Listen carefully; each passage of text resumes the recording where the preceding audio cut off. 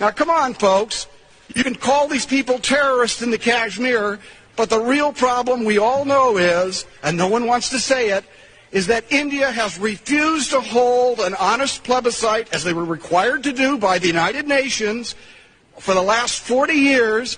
And if the people of Kashmir had a right to vote on their own destiny, they would probably vote not to be part of India, and there would be no conflict. There would be no people killing other people.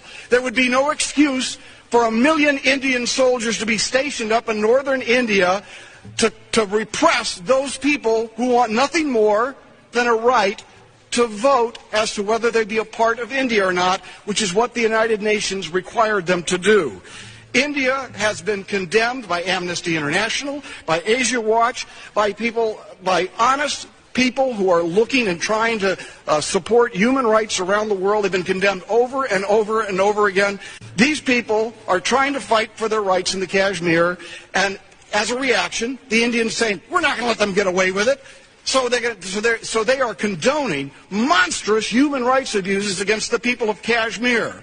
It can be stopped very easy. Let those people in the Kashmir determine their own destiny through the ballot box rather than through bullets.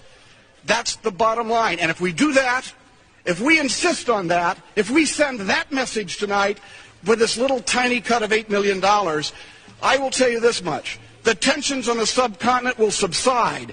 We will have done what is right, and in the long run, it will create a more peaceful world, because the people of the Kashmir will have their right to vote, and there will be no excuse for the violence that exists there today.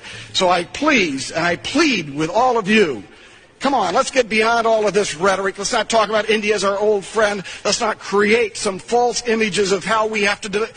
We must stand for human rights there and elsewhere, because it furthers the cause of peace to do so. Let's send that message to India. India has refused to hold an honest plebiscite, as they were required to do by the United Nations, for the last 40 years. And if the people